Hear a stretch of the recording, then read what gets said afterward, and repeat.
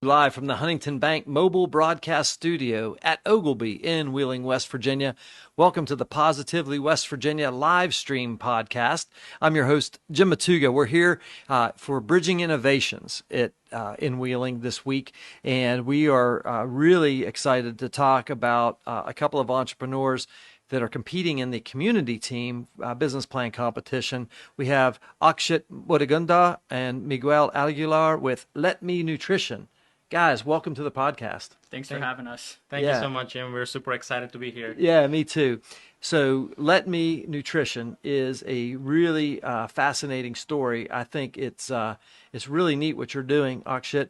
You say that the product is made from millet primarily. Tell us a little bit about your company and the products that you manufacture. Sure. So we are centric to millet. So millet is an ancient grain.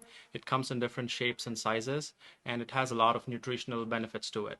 And our name comes from our main ingredient, which is millet. It is a reconfiguration of the word millet, and it's let me, L-O-E-T-M-I. Yeah. So these grains have been existed for like thousands of years, yet nobody knows about it, really.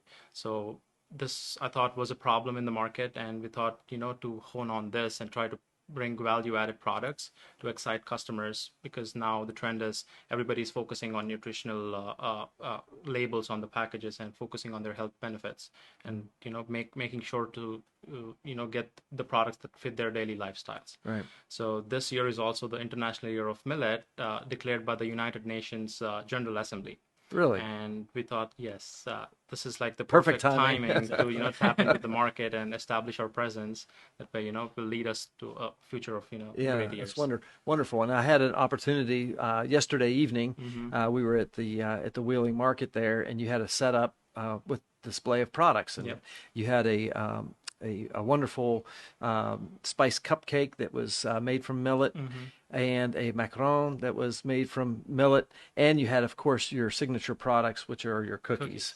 And they're all made from millet. And the thing that I like about it is my wife and I, in our home, we don't eat wheat. It's not the fact that we're trying to be gluten-free for a allergy or anything like that. It's just we don't like to eat wheat. So I was like, wow. She would love this cupcake, and she would love these macarons, right? So that's one of the health benefits of millet is it's gluten-free, right? There's no gluten. So you've brought some products along. You want to talk a little bit about your cookies in particular? Sure. So as you rightly mentioned, our main focus is on the cookies that we launched last month. However, we're trying to, so yesterday we had the cupcakes and macarons just to show people that millet can be used in a lot of different ways. It's a diverse ingredient.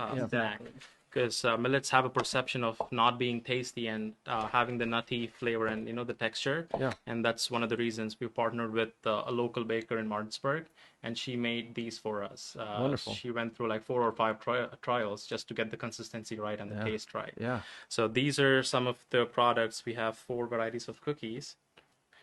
We have 2 mini cookies and 2 tall ones, all made with millet and natural ingredients.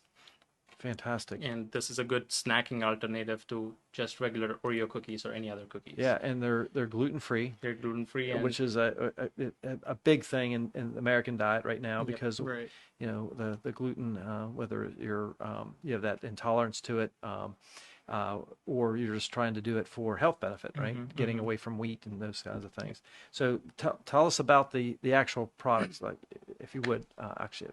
Sure. So the 4 cookies, like I said, they come in 2 different sizes. What are the flavors? We have chocolate chip, dark chocolate chip, and cashew almond in the tall ones. And we have coconut and original in the tiny ones. They come in bite size, just easy to snack on. Yeah. So all made with millet, and we have less than 5 or 6 ingredients that you can actually pronounce. We don't use any artificial sweeteners and any other ingredients. Let's talk about those ingredients. What are they? So we use jaggery, which is a natural sugar, pure form of cane sugar that is not processed with any other artificial or crystallized in form of nature. So that is also good in iron and fiber, the sugar itself. And then we use pearl millet in the tall ones, which is a good source of fiber and protein. And of course, we use cashews and almonds. They have their own benefits. Sure. And overall, that's all there is. There's nothing more than that. For the So 3 of the cookies are made with pearl millet, and 1 is made with sorghum, which is a good source of fiber and protein and iron. So this is how we try to balance it out. But this is these are the 4 products we launched, and as we go forward, we are working with drink mixes made with millet. We're working with snacks and chips made with millet. Very And cool. another exciting angle to this is we recently found out that millet, in combination with other seeds, you can make edible cutlery, like spoons, forks, and No kidding. straws. It's on the way. That's So you like can eat your meal and then eat your utensil at the Yeah, same time. Exactly. eat with it and eat it afterwards. That's cool. So, So, Akshith, how did you come up with this idea? In other words, what was your inspiration? so I'm from India. Growing up in India, I've seen all of my elders, my grandparents, their friends regularly consuming millet in different forms. But as a kid, I never liked how millets tasted. They were gross, to be honest. But then they had active lifestyles, walked like 5-6 miles a day every day, and lived a healthy lifestyle. But then, like I said, nobody knew what millets were, and just for the taste and texture of it, people were kind of against it, especially millennials and people of our age did not like millet. So I thought there is a gap in the market, and millet being, there for like thousands of years, and they can quickly grow, and they require less manpower and water. So I thought it ticks all the boxes as we head into the future of climate change. Yeah.